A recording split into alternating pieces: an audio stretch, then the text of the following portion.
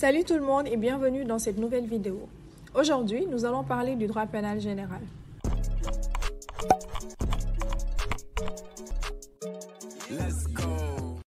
Le droit pénal général définit les règles de conduite d'une société.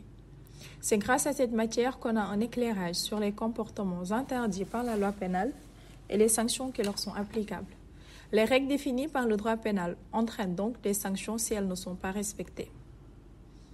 Elles ont en effet un caractère répressif. L'objectif principal du droit pénal est donc de sanctionner et par la même occasion de protéger la société. Mais il faut aussi noter que ces règles ont également un caractère préventif. En effet, l'État pose préalablement à toute sanction des règles claires et concises visant à dissuader le délinquant de la commission d'une infraction. À l'issue de cette vidéo, vous comprendrez donc ce qu'est une infraction pénale et vous arriverez à les identifier et à les classer. Vous saurez également ce que le législateur sénégalais entend par une sanction pénale et les différentes peines qui existent dans le Code pénal sénégalais.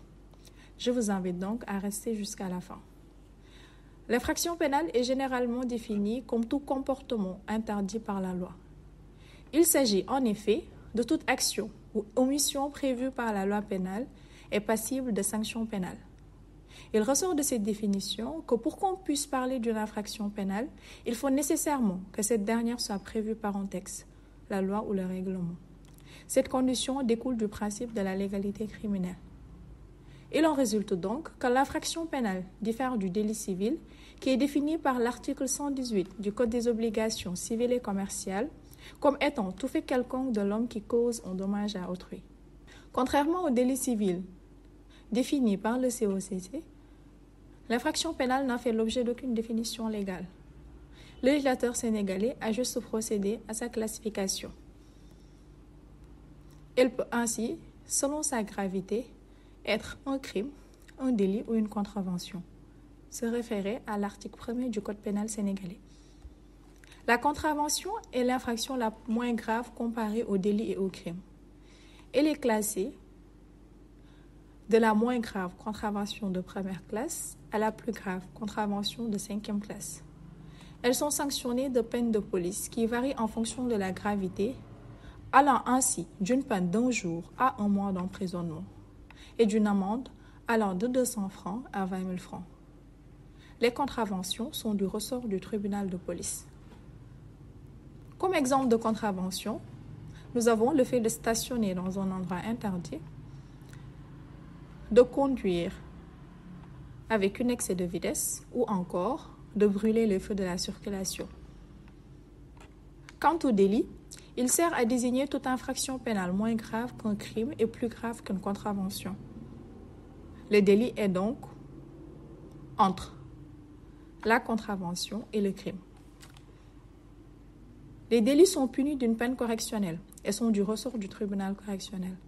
Comme exemple de délit, nous avons le vol, la non-assistance à une personne en danger, le délit de fuite, etc.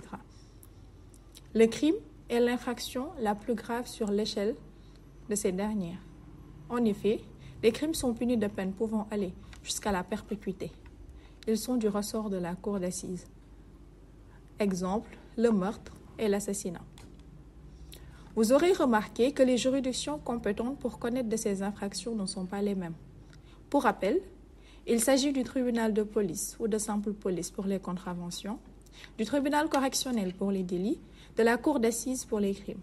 Selon qu'il s'agisse d'un crime, d'un délit ou d'une contravention, le juge à saisir n'est par conséquent pas le même.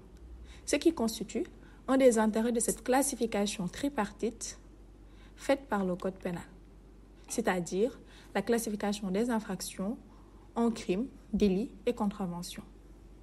L'autre intérêt relatif à cette classification est relatif à la peine applicable.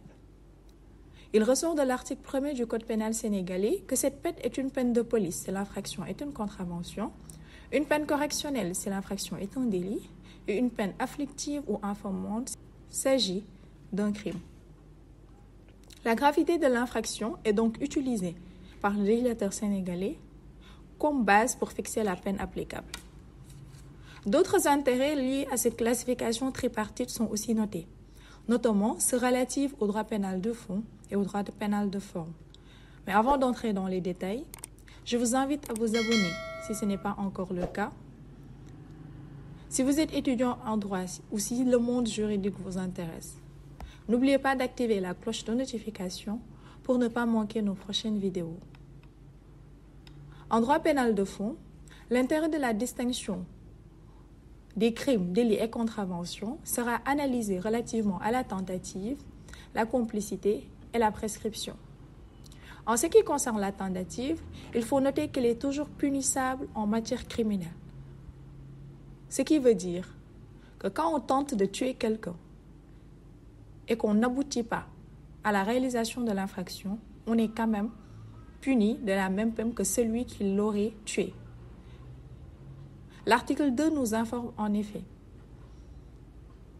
que toute tentative de crime qui aura été manifestée par un commencement d'exécution, si elle n'a pas été suspendue ou si elle n'a manqué son effet qu'à part des circonstances indépendantes de la volonté de son auteur, est considérée comme le crime lui-même.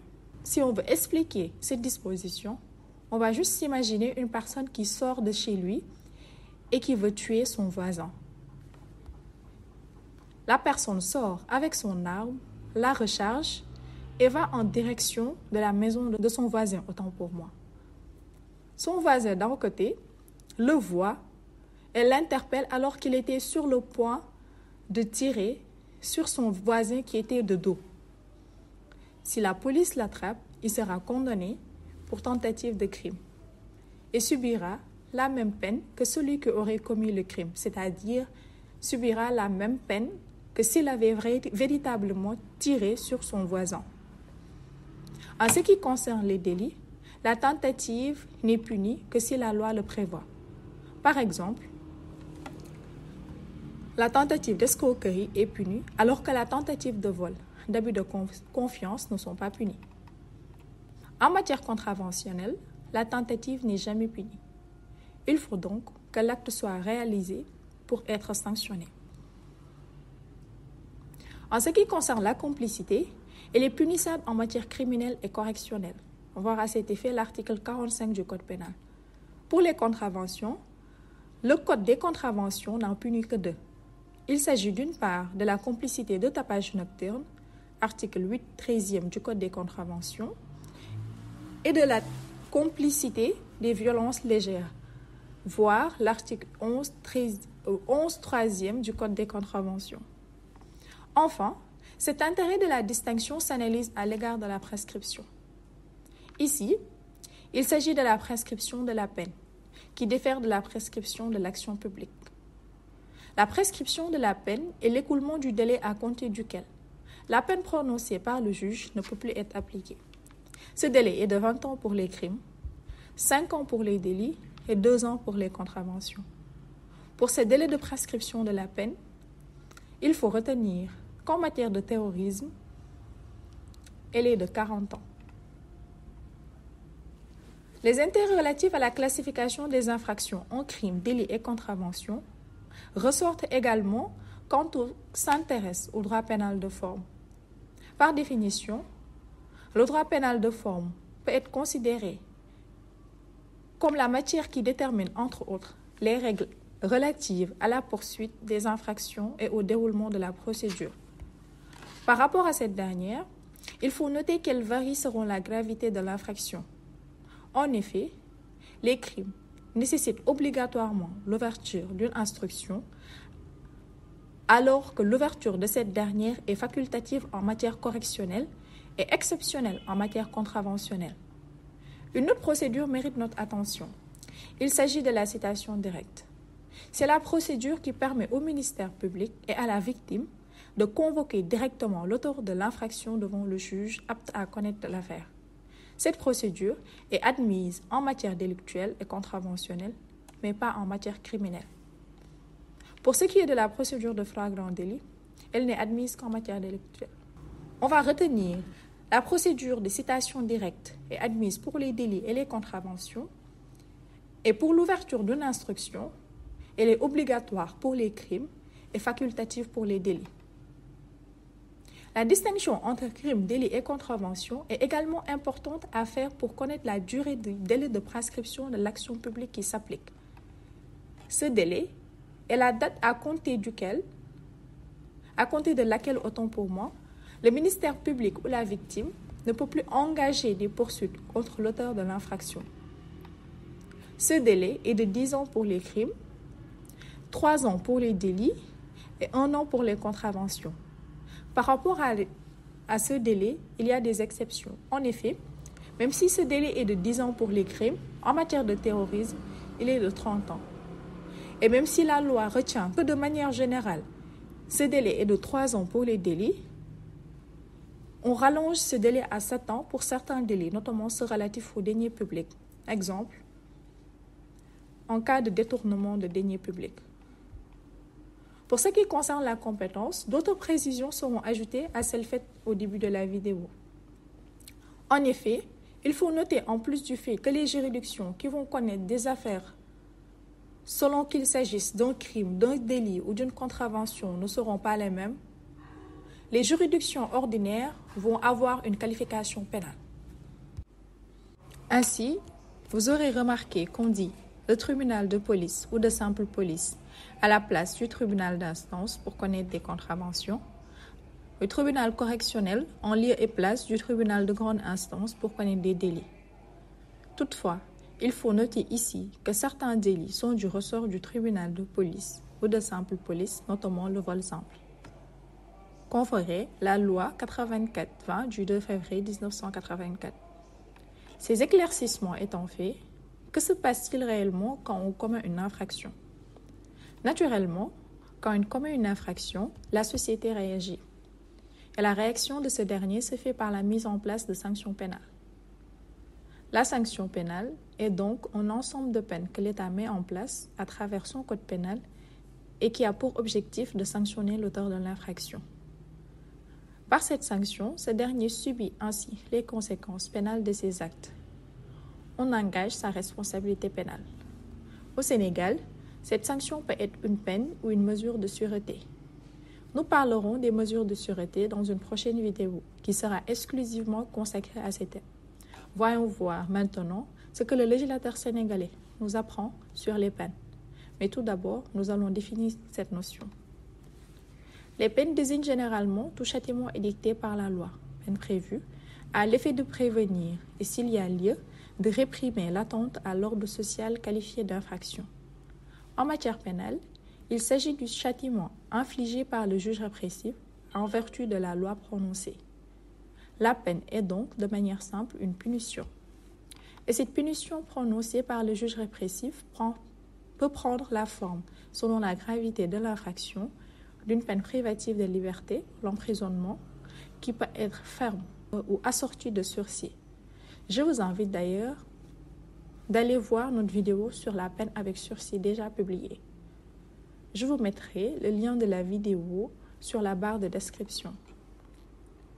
À côté de la peine privative de liberté, l'auteur de l'infraction peut être condamné à payer une simple amende ou encore les deux à la fois, c'est-à-dire emprisonnement plus amende. Suivant la logique adoptée depuis le début de la vidéo, nous verrons les peines applicables suivant la classification tripartite opérée par le Code pénal. Les crimes sont punis d'une peine soit afflictive et infamante ou d'une peine seulement infamante. La peine infamante a un effet moral et entraîne de plein droit certaines déchéances, alors que la peine afflictive porte directement atteinte à l'intégrité physique et corporelle de la personne. Comme exemple de peine afflictive et infamante, nous avons les travaux forcés, qui peuvent aller jusqu'à la perpétuité. La seule peine infamante prévue par le Code pénal sénégalais est la dégradation civique.